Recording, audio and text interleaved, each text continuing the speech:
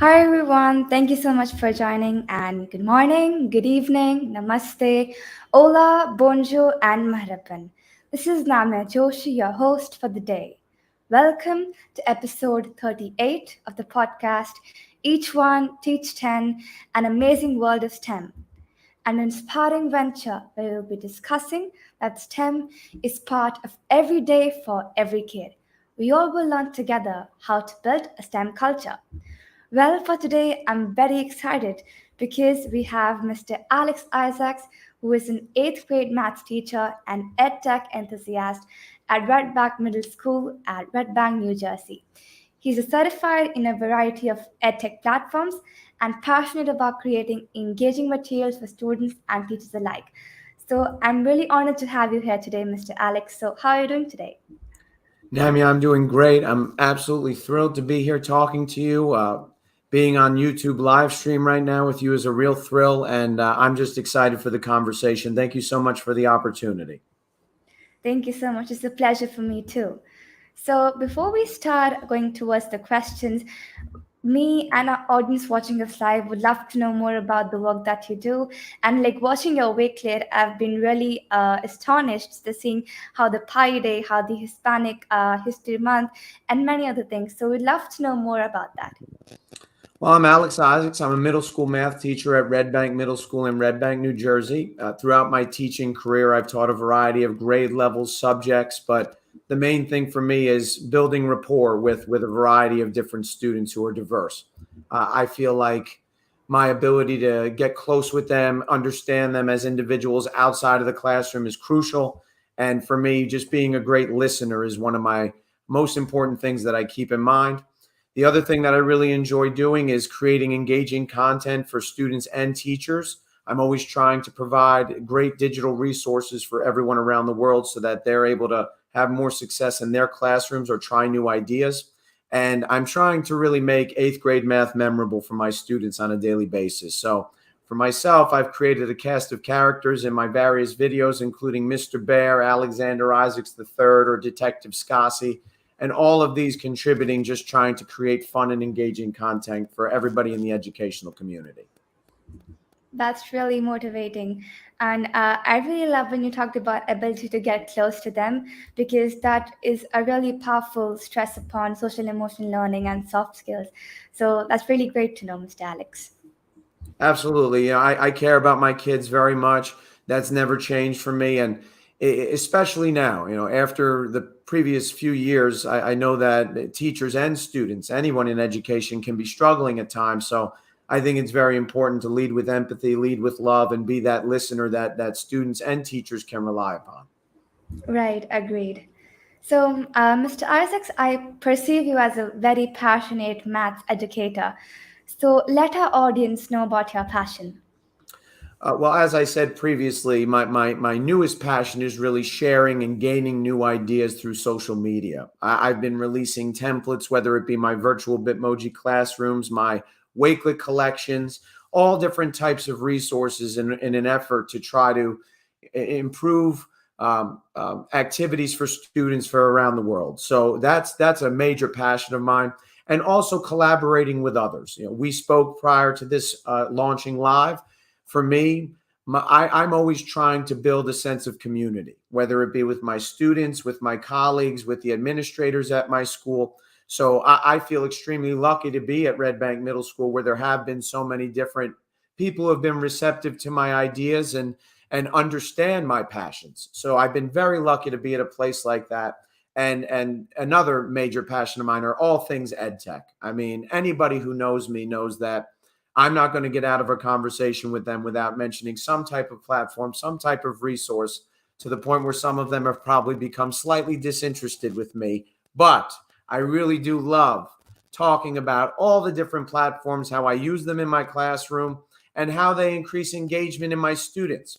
So all of these different things with regard to engagement and making material fun, caused me to create episodic video series and 3 stars of the week videos where I was providing just a fun escape for students and parents and teachers alike, or I was highlighting student achievements in new and innovative ways. So That's another main one for me. Being able to highlight the amazing things going down at Red Bank Middle School and really showing what my students can do in and out of the classroom. Finally, for me, connecting with my new PLN on Twitter has become a great passion of mine because I realize just how much it's offering me to grow as an educator. And it's been absolutely inspiring to me to be able to put out a template, have multiple people like it, retweet it, use it, and customize it and make it their own. That's all I could ever ask, is for people to be receptive to new ideas. And it's just been amazing to, show some growth on Twitter, get to know some amazing educators, some amazing people such as yourself, of course, as a result of social media on Twitter. So those are the main passions of mine, and I try to incorporate all of them into being the best teacher I can be on a daily basis. That's really persuading, that you're talking about how social media has been really powerful for you when you getting your weekly collection to improve the engagement for students. And I agree with the point that collaboration, it really makes a strong bond when we connect with each other and talk to each other on different topics. That helps us to understand our perspective, and then also that basically teaches us many things as well. And if I talk about how when I collaborate, like we're collaborating right now as well. So I'm getting to learn many more things from you. And as people say, learning never stops. So collaboration always helps us to make stronger bonds and keep on learning. And the point about people getting receptive, I guess that is really important, because when people get receptive to you and to the work that you're doing, it always gives you a spark of motivation that you're on the right path and you should keep on giving to the society and the way it is giving to you. Yeah, absolutely. And I think that you can understand this better than anybody else from a student's perspective. As a result of kind of the isolation, being away from everybody, those PLC moments as teachers, those instances in the cafeteria that I'm sure that you just miss, they've kind of been lost for a very long time. So for me, I'm really about bringing people together, and Wakelet has really been that great platform that's allowed me to do so. And I'm just really about getting kids and teachers and administrators connected so that we feel that level of unity and community again. I think it's going to be crucial for us moving ahead in this post-pandemic age. Right, agreed. So, in my proposition, I believe M is the most important element in STEM.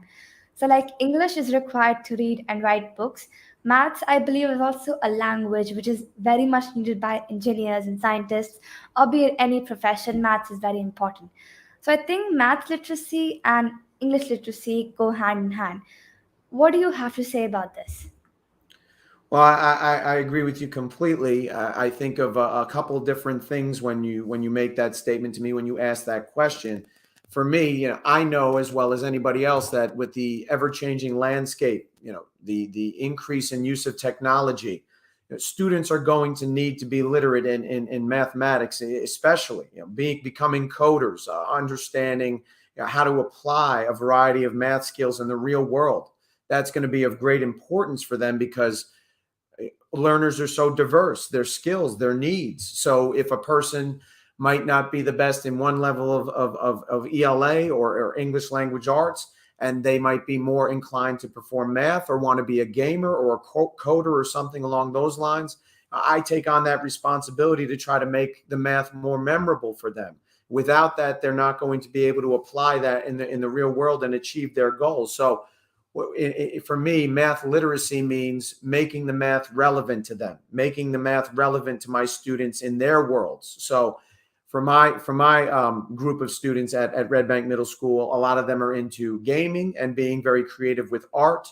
And as a result of that, I'm trying to offer opportunities in my math class that relate to those types of different topics. So the other thing that I think about when you say that are cross-curricular opportunities, especially those that are project-based in nature. One of the most recent certifications that I earned was in Newsela, and I'm dying to try to figure out the best way to implement that platform to get that cross-curricular ELA and math component into my class. But I'm always trying to, at the very least, get some science aspects in, collaborating with my colleagues at school. And again, when the relevance is reached in students' minds, they're going to have stronger buy-in and everything's going to run more successfully in the classroom. So I definitely think you're on the right track, that literacy in ELA and math go hand in hand. And the more students that we can get to be fluent in the both of those, obviously the better. So I'm just only hoping to be that type of math educator that makes the math memorable and relevant to them. Right. And also, I think about it in this way that I agree with the point that coding is important for maths, and especially when it comes to real world problems.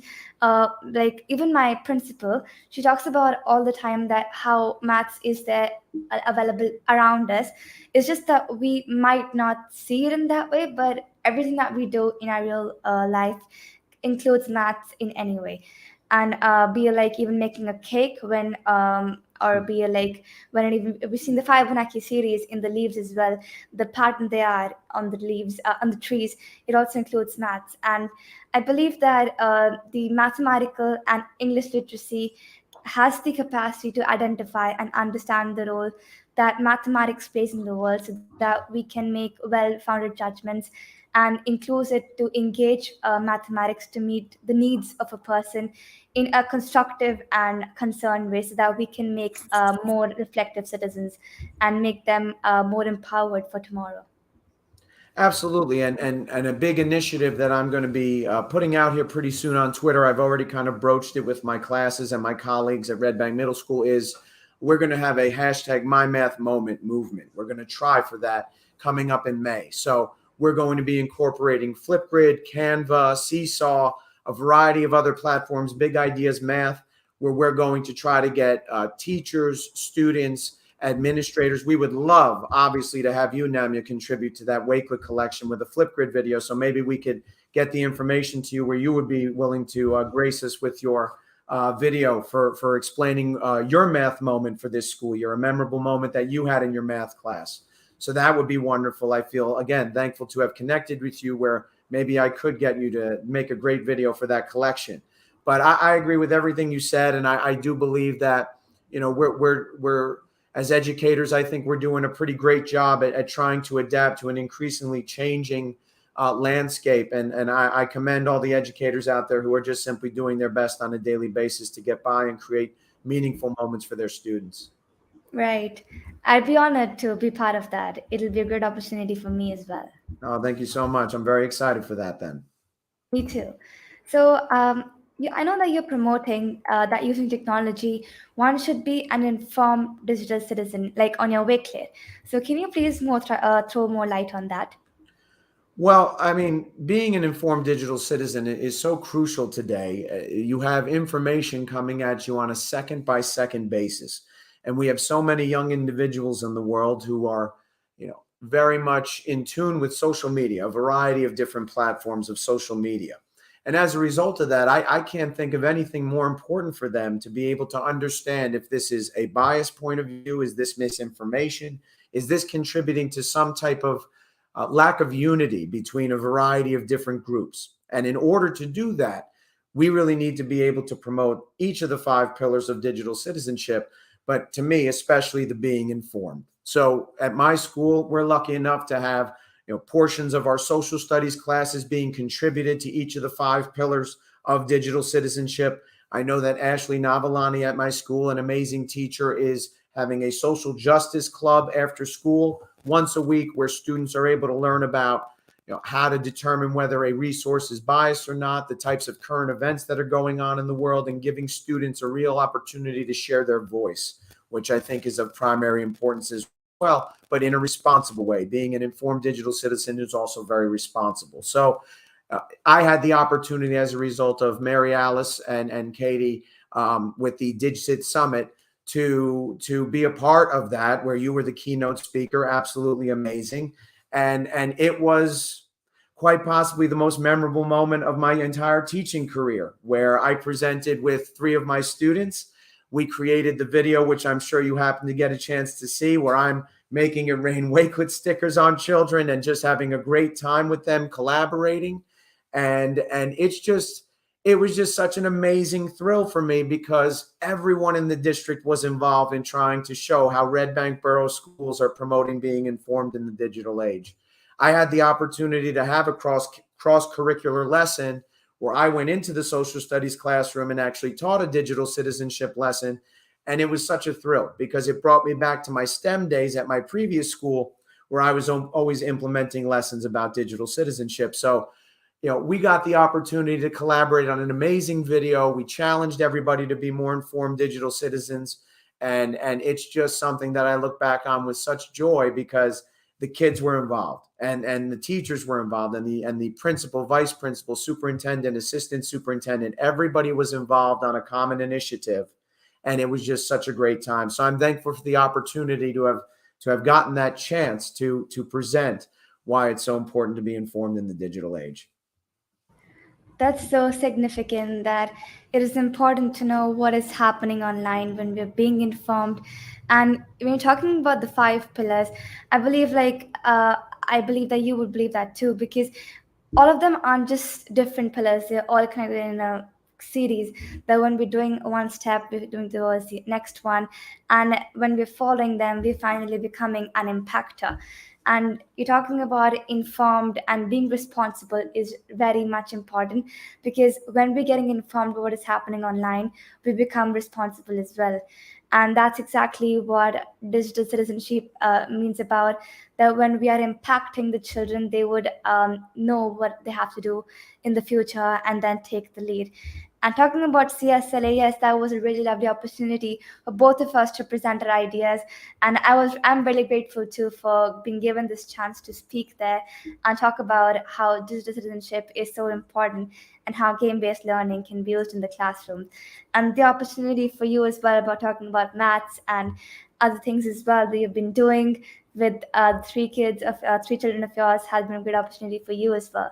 So that's how we learn, and that's how we collaborate with people, and we have stronger bonds and then connect.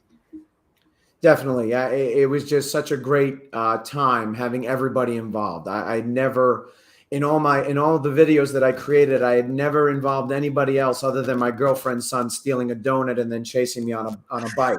So that was the only time I've ever had another person in one of my shots. So, it was wonderful. It was wonderful to be able to include everybody and have everybody participate in a meaningful way. So I couldn't be more thrilled about it, and only look forward to more opportunities in the future to show what we're doing at Red Bank Middle School. Right, that's really great. So I have this fun question for you, and it's something related to math. So I'm gonna go really slow reading that out for you, and Okay. the audience as well. You can also try to answer that in the chat.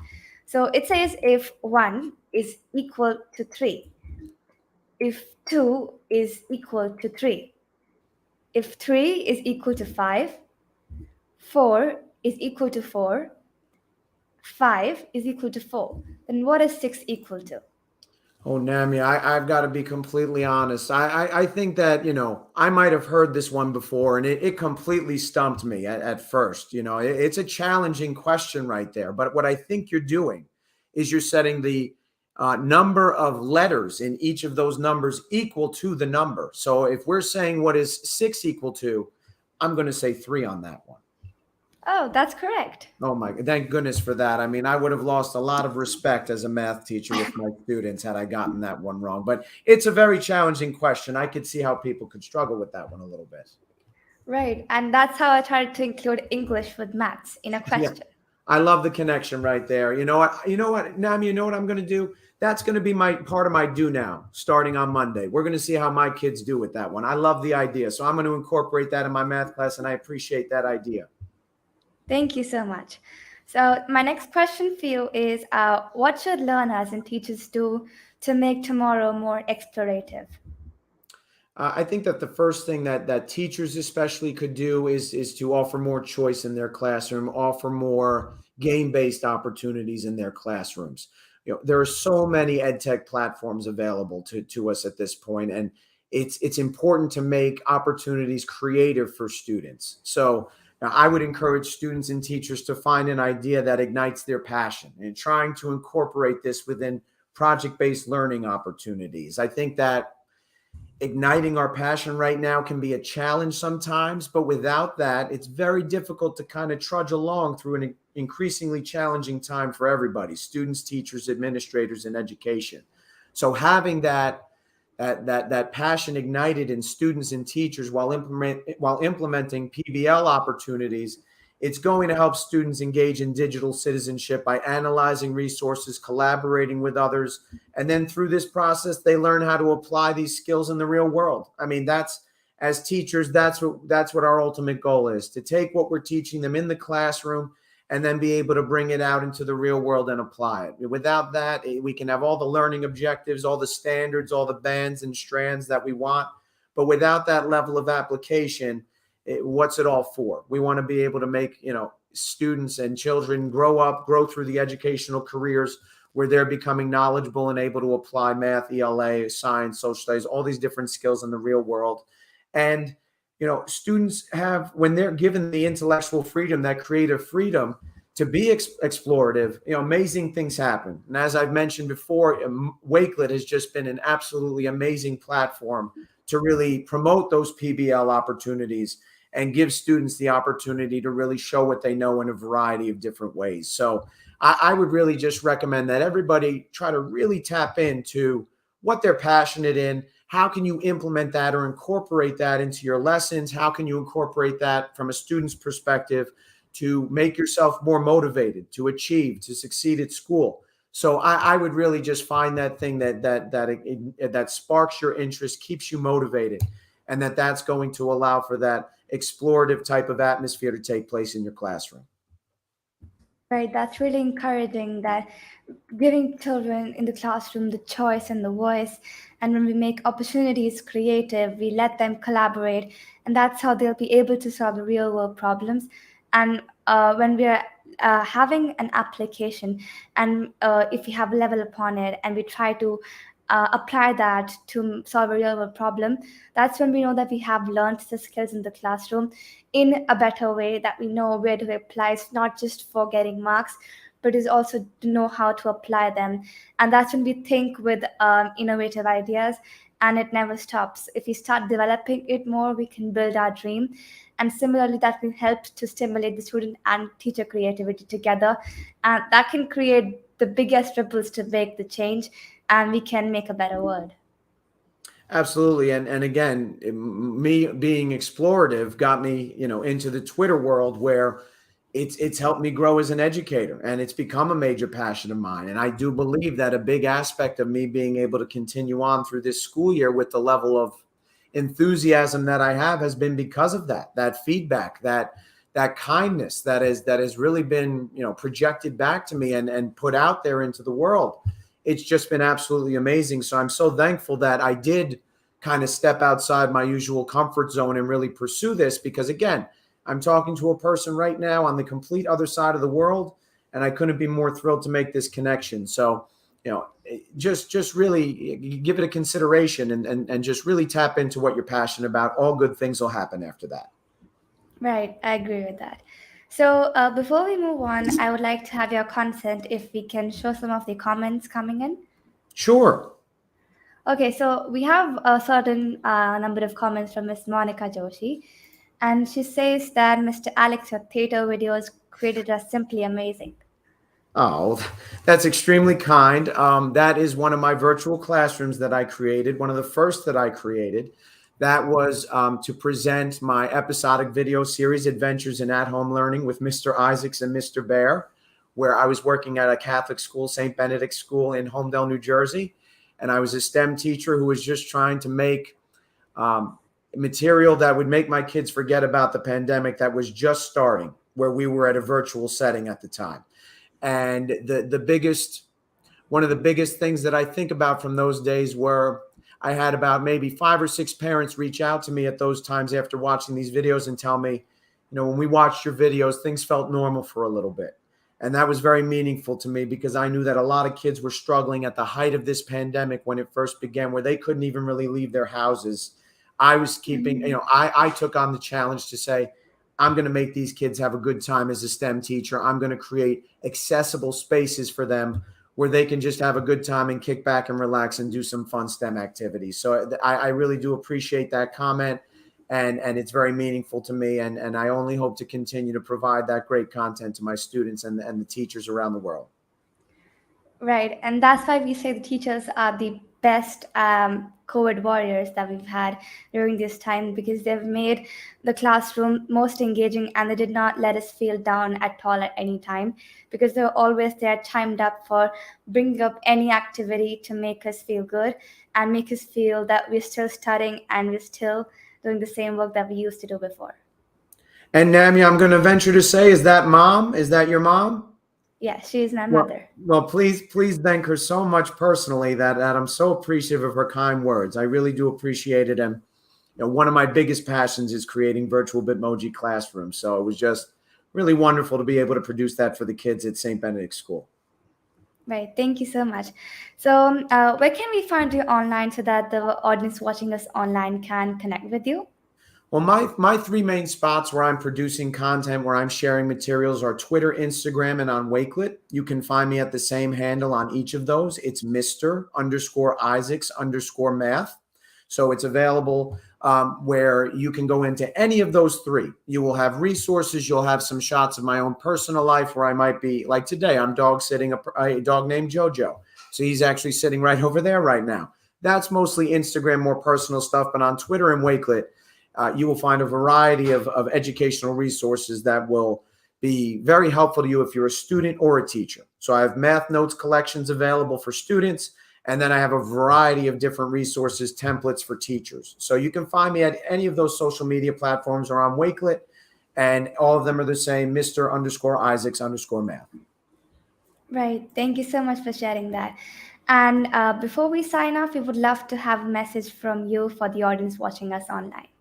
So I was really thinking about this one, and I think that it's important for us as educators to try to remain positive, to remain upbeat, but at the same time also recognize that it's been a bit of a challenge over the last 2 years to really remain motivated and keep students engaged and keep spirits up. So I know that there are people out there in the world right now, the many listeners that you have right now, that they might be struggling right now to continue to want to go on and press forward and conclude this school year. I know that I've been at that point in my teaching career at multiple different times.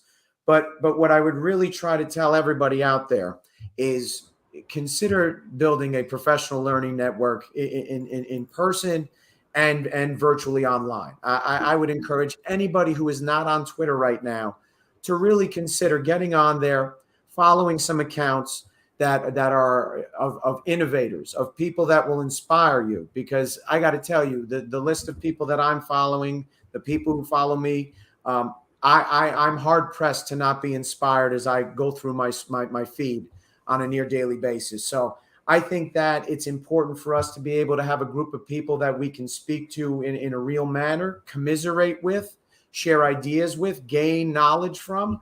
But it's very important to find people, in person, colleagues at your school, really getting involved with others to build that level of, we're not alone. It can very often feel like we're alone. We're out on an island. You have people that will be able to, collaborate with you, provide you that level of serenity when you feel like it's getting a little bit hectic. So I would definitely encourage everybody to give that a try. And also just thinking about how technology is allowing us to network and mentor others. It's more possible than ever. So I just can't stress it enough. There are so many inspiring people out there in education, where if you feel that fervor, that enthusiasm waning, get on there, work the platform, tweet out some content in order to share your ideas with the world. And I'd be hard pressed to say that you're not inspired by the end of all that and feeling better about the current climate in your classroom or otherwise. So give Twitter a try a new platform that ignites your passion, that keeps your students engaged. And I think that all things are possible, and we can really close out the 2022 school year on a strong note. Right. And that also reminds me of a quote that I thought of, that no product is made today, no person moves today. Nothing is collected, analyzed, or communicated without some impact being an integral part of it. And that in itself speaks the overwhelming value of digital technology. And like you said, you never walk alone. So keep on connecting and keep on communicating. And that's how you learn. Definitely. And again, today's probably the best example. The Digit Summit, all of the above. But this is just the latest example where on the other side of the world, I'm communicating with a lovely young person who's clearly very bright and doing a great job with a podcast. And now I have a launch question for Monday for my students. And I hopefully have a video response from you on Flipgrid where we're going to make that collection shine all the more on Wakelet. So Namia, I can't thank you enough for giving me this platform to share some ideas on my educational philosophies. And I look forward to listening to more of your podcasts in the future to see the next great person that you're interviewing. Thank you so much. I'm really appreciating that you took out your precious time to come on my podcast and share your thoughts. And I've been really inspired today listening to your thoughts on maths and English and how we can inspire people by connecting them online. So it was really lovely talking to you today, and I'm really thankful for your time.